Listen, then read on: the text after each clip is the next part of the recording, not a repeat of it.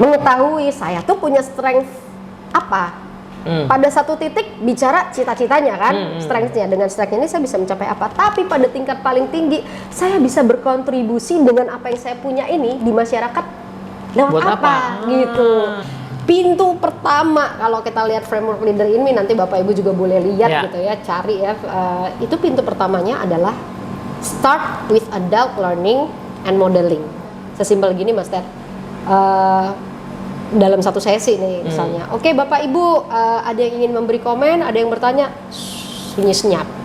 Padahal saya yakin guru-guru itu kalau di kelas lalu dia berharap nih anak-anaknya gini, ayo nak coba bertanya, ayo aktif gitu. Sementara dia sendiri datang di kelas diam gitu.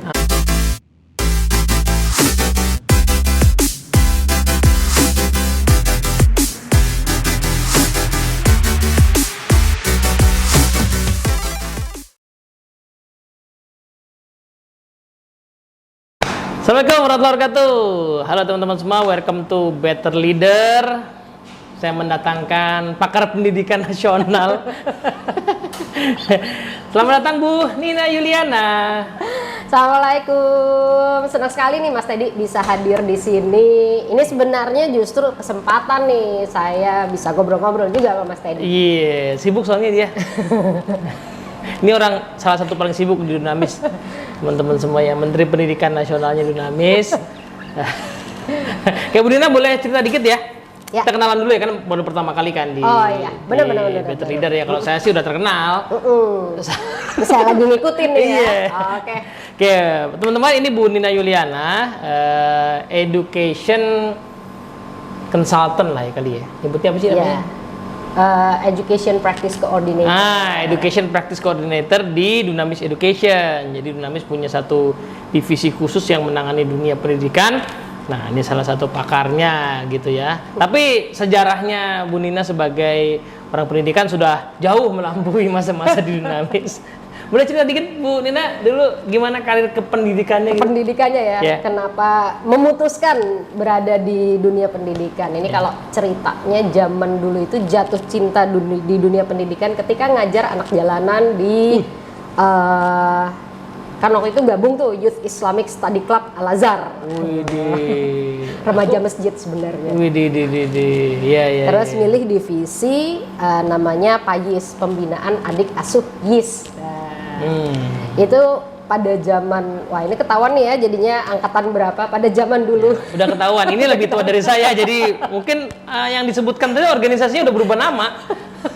Pada zaman dulu tuh kalau di depannya Ratu Plaza tuh ada semacam rumah-rumah kecil kayak tempat umum gitu. Nah kita tuh punya banyak adik asuh di situ. Itu pertama kali waktu itu masih jadi mahasiswa, terus mulai waktu itu cuma ngajar bahasa Inggris sama nyanyi-nyanyi.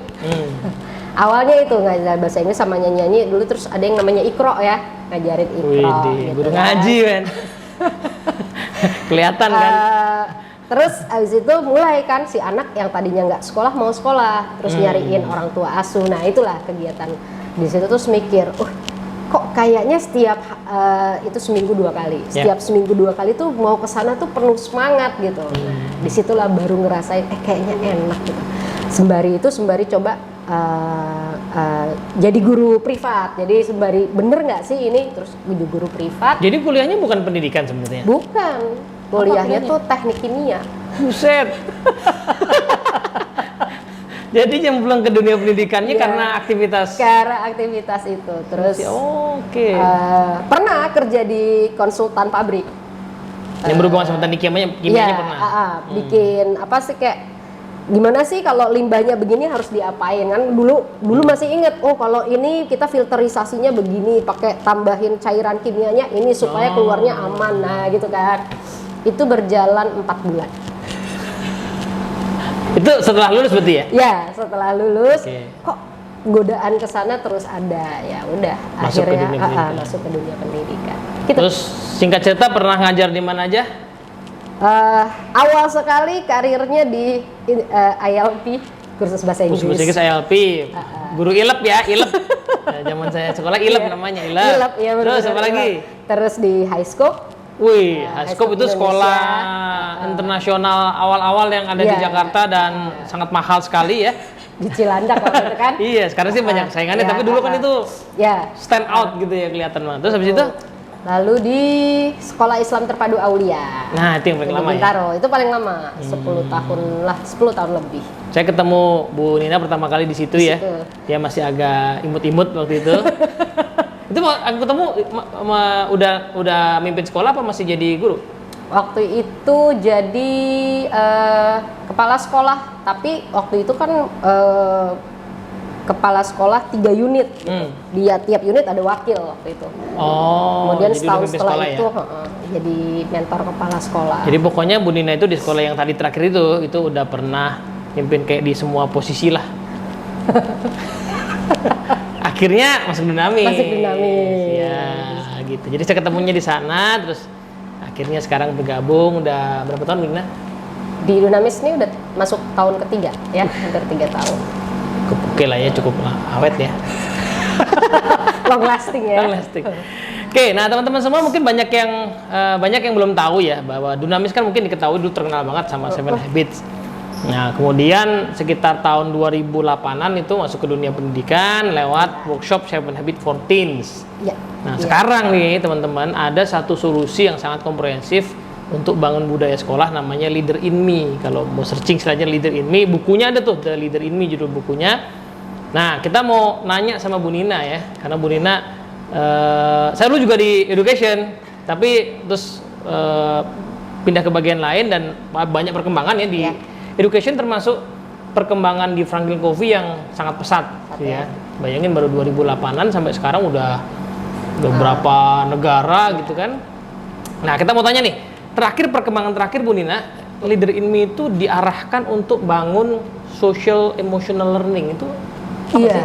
Bener. Apa tuh sih? Ini kan sebenarnya sejalan ya. Kalau bener sih kata Mas Teddy bahwa perjalanannya si edunya Franklin Covey ya. Kalau di Indonesia kan Dunamis Edu ya. Itu berjalan cepat. Awal saya masuk 2019 tuh ngomongin Leader in Me 3.0. Nah, iya, 3.0 benar. Iya. Selang setahun Leader in Me 4.0. Yang secara basisnya memang kalau kita lihat lebih menguatkan lagi penguatan di social emotional learning gitu di situ. Dan bedanya di 3.0 ke 4.0 ini bahwa di sini kolaborasi orang tua lebih didorong lagi gitu. Lebih didorong. Nah, sejalan dengan itu terjadilah COVID dan memang kenyataannya memang pada saat inilah terbukti peran orang tua tuh besar banget gitu. Nah, kita bahas dulu ya, social emotional learning itu di dunia pendidikan apa sih sebenarnya tema itu gitu? Social emotional learning di dunia pendidikan. Kalau kita bicara, sekarang kita ngomongin kebijakan pendidikan Indonesia ya secara umum. Awal Mas Menteri bilang merdeka belajar gitu kan, merdeka belajar, bahwa kita tuh udah mulai bergeser. Dulu kita ngomongin numbers dari sisi akademik ya, nilai ini itu. Kemudian Mas Menteri bilang bahwa kita tuh udah perlu fokus ke yang namanya karakter.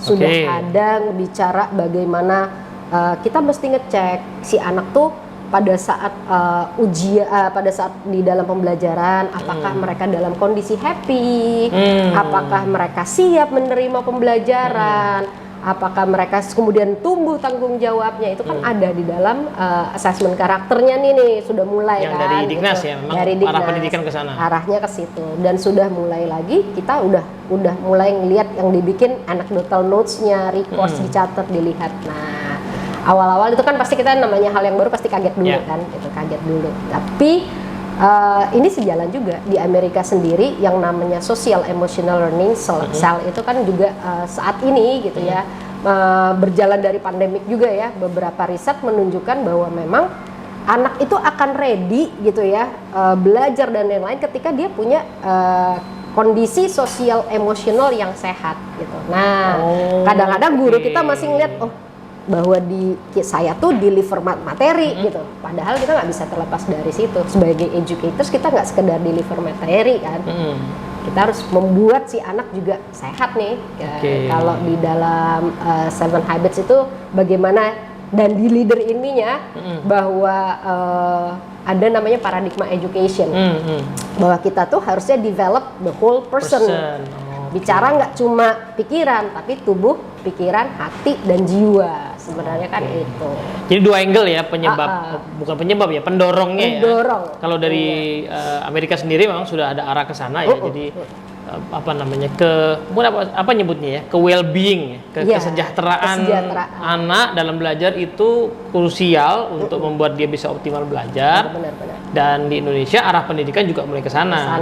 Tapi kan ngomongin pendidikan karakter kan kalau seingatku udah dari kurikulum 2013 kan? Iya, benar. Terus yang belakangan ini bedanya apa? Bedanya memang kalau 2013 seperti cuma ya kayak ditambahin kayak apa ya istilahnya, ya udah ada penambahan. Kalau ini enggak, kita ada di dalam situ, dilihat guru diminta gitu ya untuk melakukan assessment, ngelihat apakah ini karakternya oke atau enggak gitu. Dan kalau dulu kan dilepaskan ya, kalau di sini kan udah ada nih sekarang dari Diknas, arahnya lebih terstruktur, lebih rapi dan dijadikan ini hal yang penting, bukan hal tambahan, bukan nice to have. Itu konsekuensinya bedanya akan gimana? Karena anakku kan juga ada yang sekolah ya, semuanya dua, yang satu baru mau sekolah, yang SD sama SMP gitu ya. Itu memang arahnya juga ada raport yang deskriptif itu, kan arahnya. Tapi di sehari-hari ya perbedaan yang signifikan tuh kok belum berasa ya? Apa sih sebenarnya bedanya gitu? Beda. Kalaupun mungkin ini masih proses ya, nantinya bedanya apa sih? Bedanya tentu kalau ujungnya Merdeka Belajar itu kan bahwa siswa berpartisipasi aktif, enggak duduk kan gitu. Salah satu ininya menteri ya, pidatonya dia menginginkan di dalam Merdeka Belajar ujungnya itu siswa ya dia berpartisipasi aktif. Kalau di dalam leader ini siswa memimpin pembelajarannya sendiri gitu. Jadi Tutwuri Handayani itu ya itu bahwa kita tuh di belakang kita dorong siswa nih yang maju gitu. Siswa bisa maju kalau apa? Kalau dia tahu bahwa pembelajaran ini bermanfaat buat hidup saya gitu. Saya harus responsible gitu. Nah, ini sejalan juga tadi dengan bahwa siswa ini idealnya memang dia memimpin pembelajarannya. Ujungnya begitu tuh. Jadi, kalau kita ngomongin Merdeka Belajar. Jadi yang dulu disebut sebagai apa? Student centered learning gitu. Sekarang lebih digalakkan. Gitu. Dan membuat jadi social emotional learningnya di situ ya. Bagaimana siswa tuh punya rasa kepemilikan terhadap pembelajarannya. Kalau kita lihat komponen secara umum kan ada 5 tuh social emotional learning. Mulai dari dia punya self awareness gitu. Self awareness sesimpel gini, apa sih yang saya rasain sekarang gitu kan? Atau saya ini punya strength apa gitu. Itu modal dasar karena tantangan kita lihatlah zaman dulu, nggak usah lihat zaman dulunya saya ya, berarti zaman dulu saya. Mungkin Mas Teddy belum lahir waktu itu. Kalau anak kecil nangis kan udah nggak usah nangis. Gitu. Nah di sini sudah muncul kesadaran bahwa tidak ada yang salah dengan menangis. Dia perlu mengenali perasaannya. Am I sad? Apakah saya sedih? Saya kecewa atau saya marah? Jadi itu kan 3 hal yang berbeda gitu. Dia kenali perasaannya. Kenapa perlu dari situ? Untuk dia bisa mengenali perasaan orang lain, untuk dia bisa berempati dengan orang lain, dia perlu mengenal dirinya dulu kan gitu. Ya. Ini make sense sih karena ya beberapa hari yang lalu aku nonton satu bahasan di YouTube tentang apa namanya pembangunan teknologi infrastruktur gitu ya. Kan yang kesannya itu kan ilmunya orang teknik misalnya ya. Tapi jadi problem ketika misalnya kita bangun sesuatu yang akhirnya merusak lingkungan. Ya kan berarti kan sebenarnya pada akhirnya si engineer itu perlu punya kepekaan lingkungan kan. Atau punya dampak sosial misalnya dengan dibangun di situ kan. Jadi, secara perhitungan matematis bisa dibangun di sini, tapi kan tidak ada satu bidang pun yang tidak butuh itu ya, butuh kepekaan sosial gitu ya. Dan itu yang sejak dini harus dilatih gitu ya. Dan dari riset itu risetnya terakhir kali itu tahun 2018 ya, tapi riset dari Amerika tuh. Dicek tuh beberapa sekolah yang bikin program social emotional learning gitu ya. Terus dilihat dampak, ada 2 dampak. Baik dampak jangka pendek maupun dampak jangka panjang. Dampak jangka pendeknya si siswa dia lebih tahu apa yang harus dilakukan dengan pembelajarannya, bisa bergaul dengan lebih baik. Dampak jangka panjangnya dia bisa memimpin kehidupannya gitu.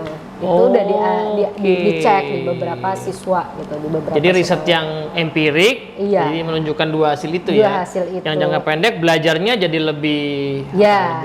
lebih optimal. Lebih optimal, nggak perlu istilah gini. Ya emang saya mau mencapai itu, nggak usah perlu disuruh. didorong-dorong. Iya. Tapi dalam jangka panjang, keberhasilannya juga Lebih terasa. lebih terasa. Gitu. Karena kan mungkin ini ya, kayak tadi kalau poin misalnya Bu Nina bahas soal self awareness ya. Kadang-kadang ya kalau di zaman kita dulu sekolah masih banyak yang ngerasa salah jurusan misalnya gitu ya. Nah, nggak usah jauh-jauh. Contoh saya, Tapi kan teknik kimia, terus sekarang ngajar. Ternyata passion saya di sini. Mungkin waktu saya kecil, saya sendiri tidak menggali.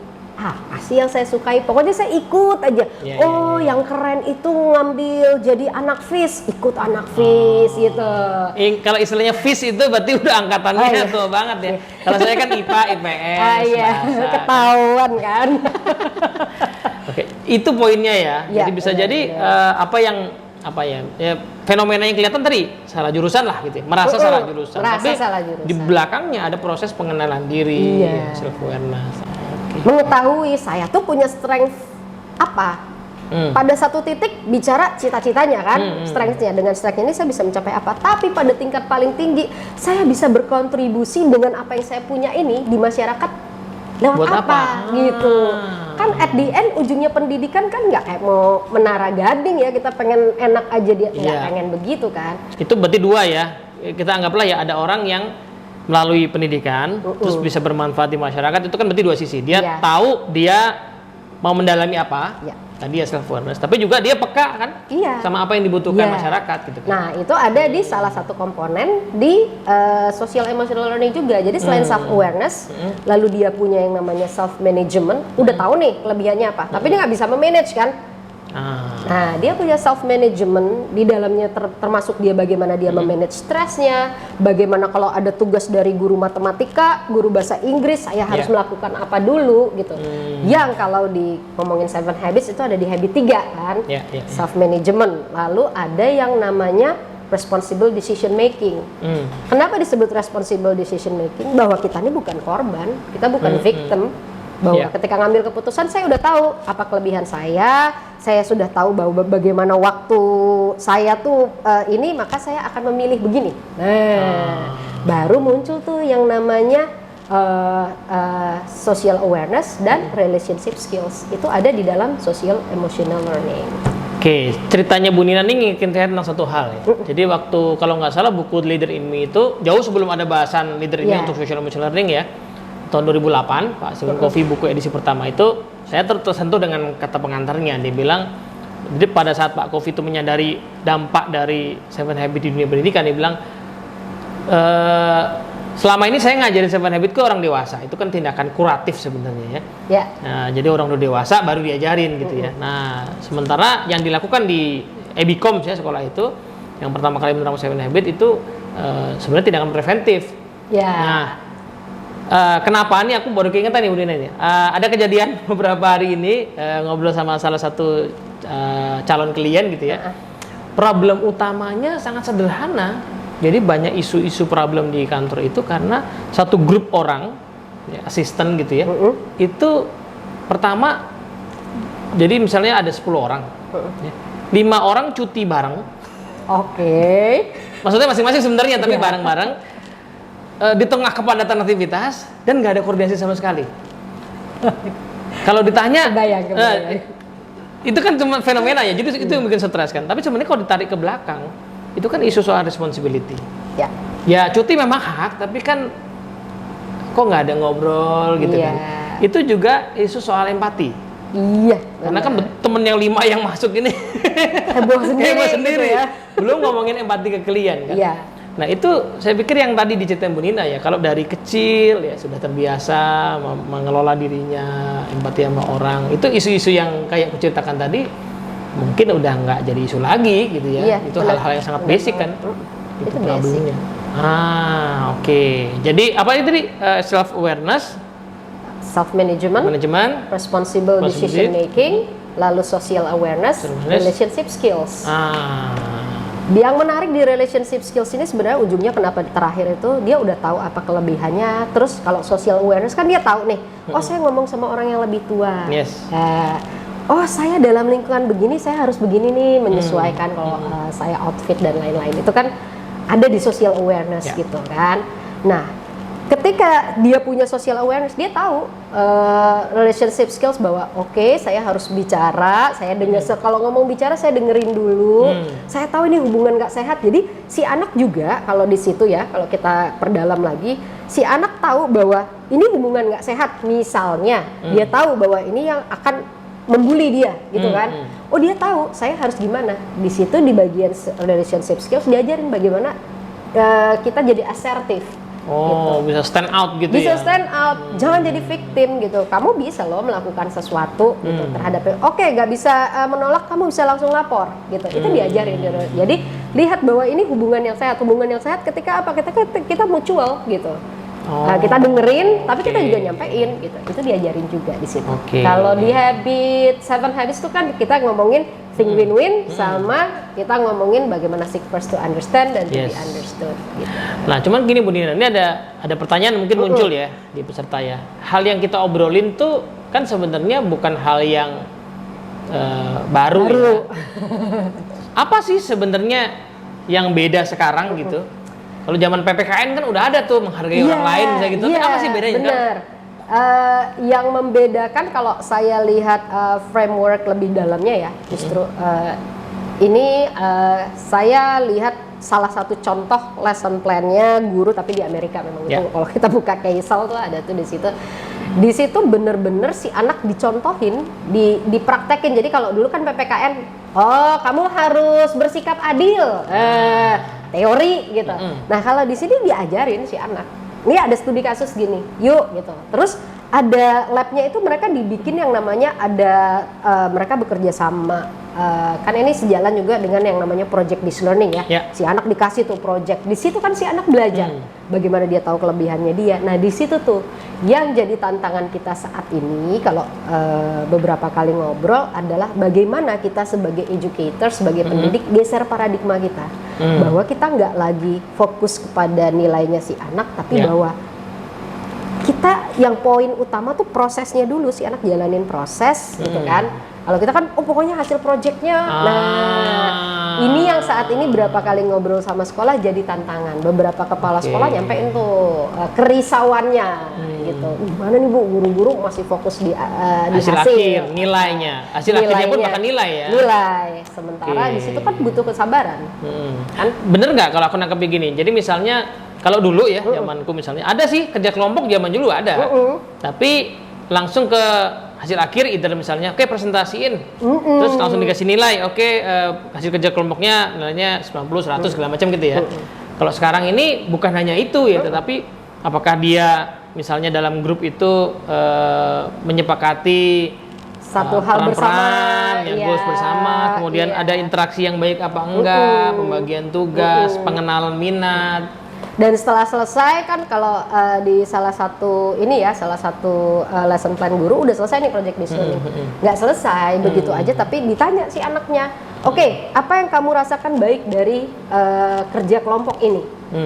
Kan si anak jadi mikir apa ya? Oh ya si ini begini si ini. Itu refleksi. Kan refleksinya tuh muncul gitu. Kalau dulu nggak ada tuh. Dulu nggak ada. Iya. Nilai presentasi, nilai, udah gitu. Udah. Ya. Gitu. Padahal keseluruhan proses itu termasuk refleksinya itu yang justru akan berdampak ya. Berdampak. Oke. Nah, itu secara arah pendidikan di Indonesia maupun di Amerika juga ke sana. Nah, pertanyaannya adalah leader ini sendiri apa kira-kira hubungannya dengan ini ya social emotional learning. Kalau ngomongin leader ini, kita mulai dari yang paradigmanya dulu nih Mas Teddy, kan ya, ada 5 paradigma gitu. Yang pertama sekali kan everyone can be a leader. Nah ini kan hal yang menurut, emang bisa anak TK gitu jadi pemimpin gitu kan? Bener. Emang bisa anak TK jadi pemimpin? Bisa. Tentu sesuai age appropriate-nya perlu, sesuai dengan level perkembangannya dia gitu. Tapi dia bisa loh diajarin sesimpel. Nah, kalau di rumah nih ya, nak bangun tidur kamu selesai sholat, kamu tinggal beresin. Tapi dia tahu bahwa tempat tidur itu milikku, aku harus bertanggung jawab. Itu levelnya dia. Selesai makan, nak taruh di itu. Mungkin kalau anak kelompok bermain enggak cuci piring, tapi dia taruh di belakang. Sesimpel itu, gitu kan? Itu diajarin di situ kan? Gitu. Oke, dan itu tadi kalau dengan cerita Bu Nina kan kesannya gampang. Bagi sebagian besar keluarga mungkin udah menerapkan gitu ya. Iya, Tapi benar. sebagian besar yang lain karena mungkin punya ART di rumah, Nah, tantangannya. kan? Atau TK biarin aja dulu lah, nanti aja udah agak Nanti gedean udah baru gede, ngomongin gitu begini. ya. Ya, padahal sebenarnya ya tiap usia tuh ada bisa pendidikan kepemimpinan atau karakter yang bisa dimulai dibangun ya. Iya. Yang zaman sekarang juga menantang karena ada banyak kemudahan. Ada banyak kemudahan. Iya, Ya benar. kan? Iya, Ada benar. banyak kemudahan Luther itu ya, nggak melakukan hal itu. Iya. Oh, Itu. oke. Itu kan paradigma leadership-nya. Ya. Gitu. Semua orang bisa jadi pemimpin. Semua orang bisa jadi pemimpin. Lalu ada paradigma yang mengatakan bahwa everyone has genius, ya kan? Bahwa setiap orang tuh punya kelebihan. Ini kan sejalan dengan multiple intelligence, cerdasan majemuk. Nah, kalau ini sih saya rasa arah pendidikan Indonesia udah dari 10 tahun lalu udah arah ke situ kan. Cuman bahwa kita nih sebagai educators kadang-kadang masih melabelin dia mah. Nah, ini yang perlu tantangan bahwa tiap orang punya kelebihan. Kenapa sih kita bisa bilang bahwa si ini pasti ada kelebihannya gitu? Ya. Kalau ketika kita masuk kelas, kita fokus dulu on strength-nya si anak ini, dan itu juga membangun self awareness dia. Boleh misalnya nih kalau guru TK sesimpel, oke, di sini siapa yang seneng nyanyi? Baru awal masuk. Oh ini itu bisa. Kalau anak SD kalau dia udah bisa mulai nulis, boleh diminta apa hal terbaik yang pernah kamu lakukan, yang kamu rasa kamu enjoy. Ya. Di sini kan bisa bantu gitu. Itu 2 poin tuh aku lihat Bu Nina ya. Satu sisi memang kita ada, anggaplah mungkin orang zaman sekarang punya pemikiran yang sama ya, setiap anak itu punya kejeniusan. Tapi konsekuensi dari itu adalah kemampuan educatorsnya untuk juga mengenali atau mungkin menstimulasi ya. Mengenali, munculnya. menstimulasi, mengkomunikasikan. Iya kan, karena di pikiran, oh iya semua orang punya jenius, tapi yang diperhatiin tetap yang matematika, misalnya gitu kan. Nah, itu kan. Atau melabel yang nggak bisa matematika, udahlah dia nggak bisa diartiin gitu. Padahal ya tadi ya, memang kadang-kadang nggak langsung kelihatan, harus stimulasi, dikomunikasikan. Oke.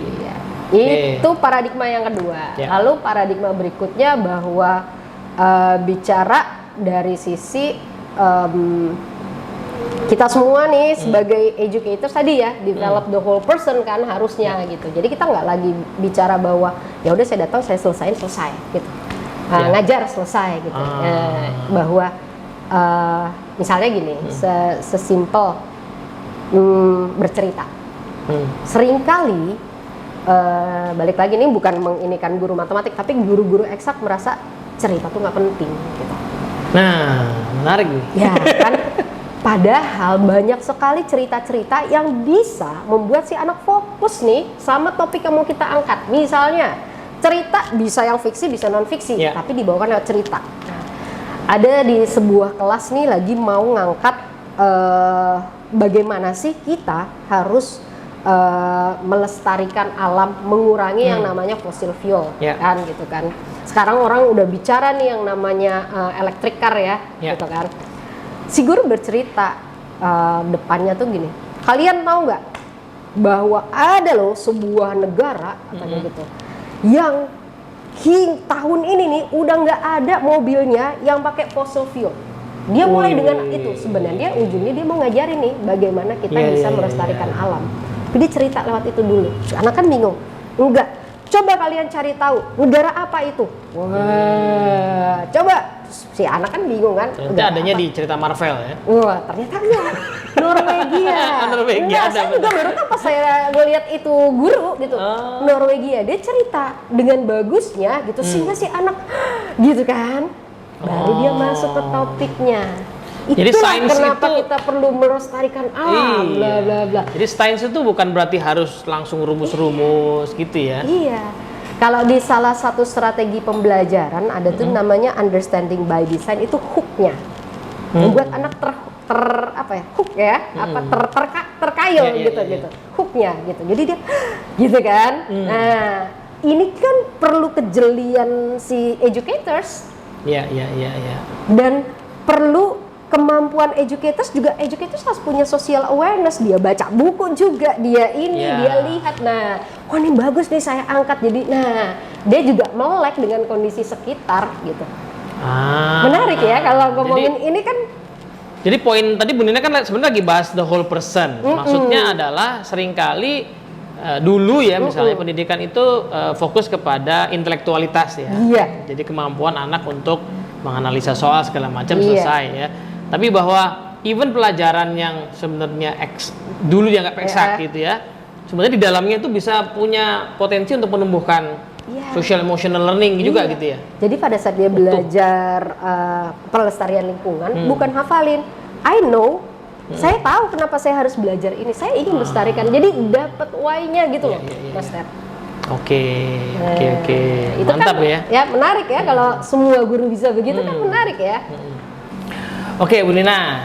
Sekarang gini pertanyaannya, kan tadi ya social emotional learning itu udah jadi penekanan di Indonesia, juga di Amerika, gitu kan? Ya. Artinya kan sebenarnya solusinya udah banyak lah diusahakan ya. Ada banyak pendekatan. Nah, lalu kira-kira apa keunikan atau kekhasan dari Leader in Me sebagai salah satu jalan untuk membangun social emotional learning itu? Ya. Yang khas ya. Betul. Apa yang khasnya kira-kira? Yang khas dari Leader in Me.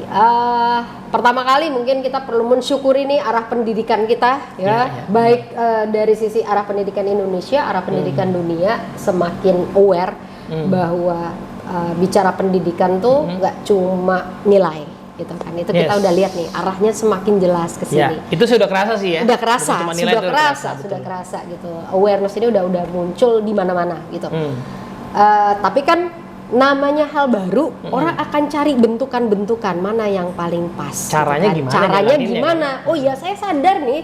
Kalau ngomongin pendidikan nggak cuma nilai, tapi gimana? Waktu dari saya sekolah dulu sih diajarinya gini. Itu jadi tantangan ya Mas Ted ya. Iya. Nah, dari di Leader in Me ini yang ditawarkan justru memang kita bukan langsung ke siswa, karena kita tahu bahwa zaman dulu itu gitu kan, ketika kita fokus kepada pendidikan dan nilai-nilai gitu yang dikejar nilai gitu, itu kan terbentuk kepada educators kita sekarang gitu, ke orang tua dan lain-lain.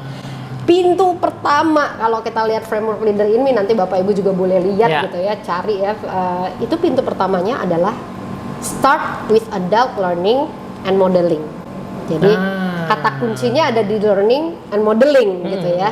Jadi gimana kita nih sebagai orang dewasa nih Mas Ted, nggak cuma bicara si educatorsnya, guru yang di kelas, tapi seluruhan ya, tim yang ada di sekolah dan orang tua.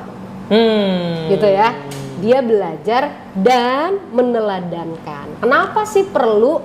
Nih yang pertama sekali. Kenapa sih orang tua juga perlu? Karena kan namanya kita ngajarin, ngomongin sosial emosional tadi kan sebelumnya juga kita bahas, nggak bisa cuma di sekolah atau nggak bisa cuma di rumah. Karena kan secara umum kehidupan anak tuh ada di rumah dan di sekolah. Secara umum ya, sebagian besar di situ. Jadi ketika rumah dan sekolah punya value yang sama, bahasa yang dikeluarkan sama, bahwa kita fokus pada potensi dia, gitu kan, bahwa kita tahu dia mampu memimpin pembelajarannya, ini sama, ini yang kemudian membuat si anak gitu punya sosial emosional yang baik, gitu kan? Ini make sense nih Bu Nina. Jadi make sense-nya gini ya kalau saya lihat ya. Jadi kalau kita sering ketemu sama klien Dunamis ya di korporasi manapun kan. Kalau yang training itu staff gitu ya, anggaplah 7 Habits misalnya gitu ya. Terus sering ada omongan begini nih, wah ini bagus materinya ya Mas, tapi coba manajer saya ikut, nah gitu kan. Harapannya leadernya gitu. Ikut ya. Nah artinya kan sebenarnya kalau misalnya tadi ya Leader ini pakai 7 Habits ngajarin ke siswa akan ngomong coba guru saya, atau guru saya aja nggak jalanin, guru juga begitu, coba kepala sekolah saya. Nah ini nggak ada pintu lagi karena sudah dimulai dari orang dewasa dulu. Bahkan gitu. Orang dewasa juga kadang-kadang coba orang tua. Atau orang tua bilang coba gurunya.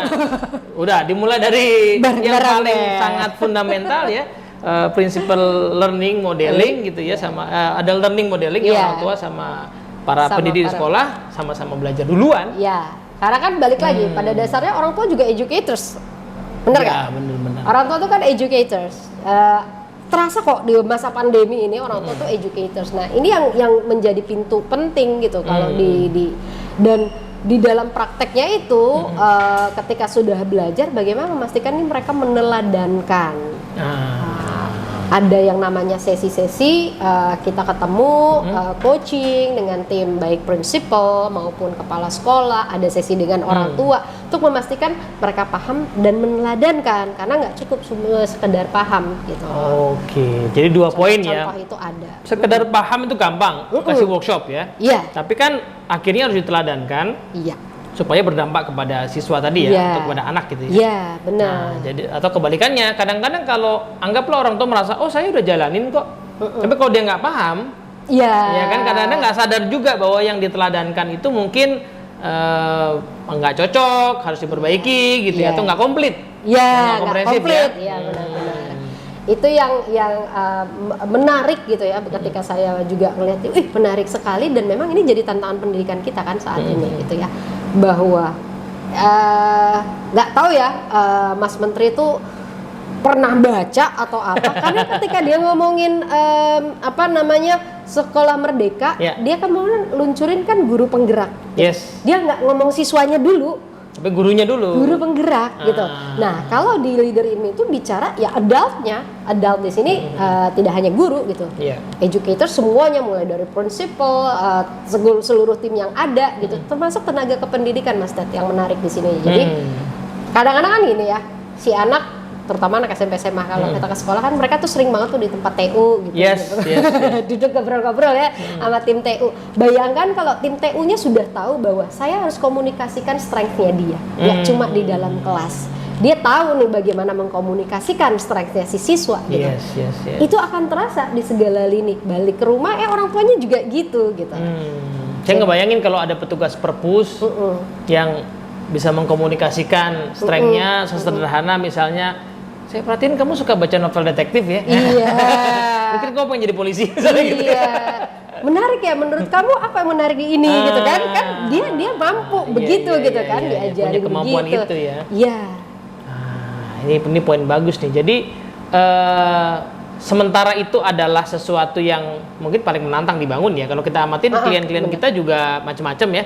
Bu Dina ya, ada klien yang bertahan lama sih sampai sekarang. Itu salah satu yang sering yang saya amati adalah memang kekuatan di mereka memastikan adult learning-nya itu berjalan terus gitu ya. Itu yang membuat itu jadi sustain ya. Jadi siswanya berganti ya, bahkan mungkin orang tua juga berganti. Tetapi kok bisa jalan terus ya karena fokus kepada adult learning-nya itu dipertahankan. Padahal dulu mungkin belum jadi belum eksplisit banget. Sekarang udah jadi versi 4 ini. Iya, eksplisit. Karena memang balik lagi kan itu challenge-nya kita di dunia pendidikan kan ya. Bagaimana kita walk the talk gitu. Kita pengen si siswa sesimpel gini Mas Ted. Dalam satu sesi nih misalnya. Oke, Bapak Ibu, ada yang ingin memberi komen, ada yang bertanya, sunyi senyap. Padahal saya yakin guru-guru itu kalau di kelas lalu dia berharap nih anak-anaknya gini, ayo nak coba bertanya, ayo aktif gitu. Sementara dia sendiri datang di kelas tuh diam gitu. Nah ini kan kita perlu tuh jadi teladan. Kalau kalau kita pengen anak kita cinta baca, ya kan mulai dari kita. Gitu. Dan itu ada tuh sekolah yang kemudian mungkin menyadari ya arah sekolah adalah ke literasi, salah satu indikatornya adalah jumlah bacaan. Akhirnya sekolahnya bikin atau guru-gurunya sepakat bikin goals ya. Tentang jumlah bacaan yang mau ditingkatkan gitu kan. Nah, itu kan cocok selain lah keteladanan di situ. Di situ. Oke. Gitu Mas Ted. Jadi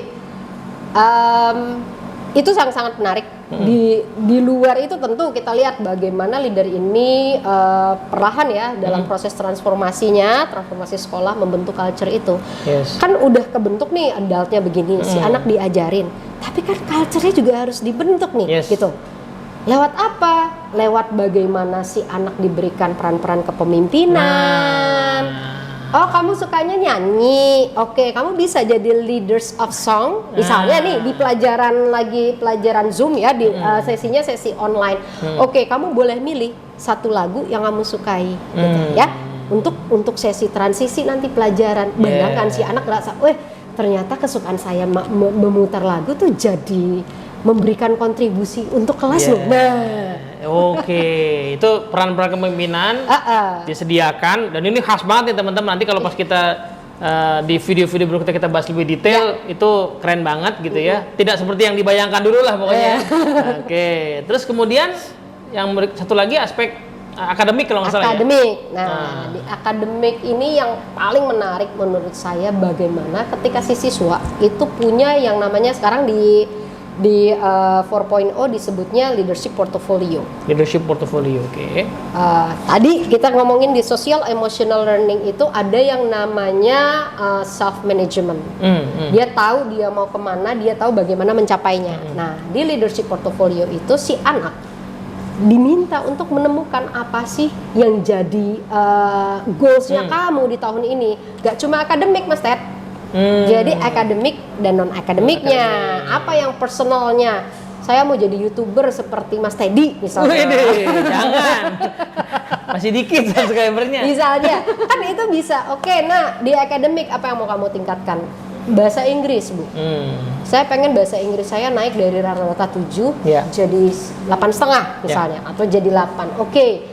Apa yang bisa kamu lakukan? Jadi kamu mau naikin dari 7 ke 8, kapan nih kamu mau naikinnya? Itu si gurunya udah ngajak membantu si anak menemukan goalsnya. Jadi kalau dulu itu nilai itu ujung dan hanya sebagai nilai, sekarang itu proses menuju akhirnya dapat nilai itu ada leadership lesson di situ ya. Iya, benar. Ya kan menetapkan goals, ya kenapa pengen itu, seberapa tinggi gitu ya. Iya, benar. Jadi akademik tidak hanya berfungsi tadi untuk nilai itu sendiri, tetapi sebagai portofolio kepemimpinan ya. Benar. Menarik itu di situ. Yes. Dan itu menariknya, Bu Nina, tidak ujuk-ujuk langsung dipakai ke siswa kan? Iya, dimulai dari orang dewasanya dulu. Kepala sekolah, mereka punya tuh yang namanya leadership portfolio. Bayangkan, tapi cerita dari guru-guru ya, yang udah ngejalan ini, mereka merasa bahwa saya seperti menemukan diri saya. Karena guru-guru kan juga nggak cuma ngomongin target profesional mereka, mereka juga bicara di tahun ini apa sih yang mau saya capai? Oh, saya mau, misalnya nih ya, saya mau nih meningkatkan kemampuan saya menulis. Terus saya ikut kursus menulis. Iya benar, supaya bisa nulis esai, berkontribusi. Kenapa? Berhubungan dengan misi pribadi gitu kan. Ini kan menjadi menarik. Bayangkan setiap orang dewasa datang ke tempat mereka bekerja ya di situ dengan semangat tahu bahwa saya hadir di situ. Selain mengembangkan diri saya juga berkontribusi gitu. Bayangkan semangat yang ada gitu. Jadi poin menarik ya Bu Nina ya. Kadang-kadang kita sering mengamati banyak sekolah kalau misalnya ada inisiatif baru, itu seolah-olah kesannya, oke nih guru-guru kita mau sekolah begini, anak kita begini, belajar terapkan. Tapi leader ini punya kelebihan adalah seluruh proses itu bisa dinikmati dulu oleh sang guru. Ya kan, dia bisa menikmati untuk pengembangan dirinya. Untuk kehidupannya. Ya. Nah, dengan cara itu dia akan sepenuh hati. Ya, ketika dia ke anak dia juga bisa ini bermanfaat loh nak, gitu kan beda dia ngerasain. Gitu. Itu yang apa kekhasannya ya. Gitu. Jadi betul-betul kerasa berdampaknya bagi pribadi guru dan itu akan lebih mudah untuk diajarkan ke siswa. Oke, teman-teman semua, nanti detail-detailnya akan kita bahas di video-video berikutnya ya, Bu Nina ya. Jadi kita akan bahas lebih detail spesifik tadi poin-poin yang gedeannya sudah disebutkan Bu Nina. Bagaimana sih sebenarnya proses membangun social emotional learning ya berdasarkan framework leader ini. Gitu ya. Nah, teman-teman yang berminat atau pengen tahu nanti bisa kontak ke website kita ada ya? Gitu ya, atau dunamis.co.id ya. Yes, gitu. Atau nanti komen aja di komen di YouTube channel kita ini dan atau mungkin usulan-usulan tema ya, yang memang applicable di dalam kelas yang dirasa jadi tantangan ya. Kita betul. Karena menariknya Bu Nina ya, ini leader ini sebuah komunitas kan ya? Iya, benar. Tidak cuma Dunamis ngajarin gitu ya, tapi sekolah-sekolah yang menjalankan ini punya pertemuan rutin, saling berbagi gitu ya? Saling berbagi, saling belajar, saling mengunjungi. Yang saling mengunjungi juga. Yang paling gampang biasanya tiap sekolah punya event namanya Leadership Day ya. Leadership Day, benar. itu Nanti- menarik kan. Nah, tuh kalau pengen kenal banget lah, pengen tahu apa sih yang diomongin, realnya kayak apa, itu satu harian. Nanti beberapa sekolah itu biasanya punya setahun sekali paling nggak ya leadership day, Minimal sekali. open for public ya. Public ya, Nah, benar-benar. tapi kalau sekarang mungkin masih online kali ya.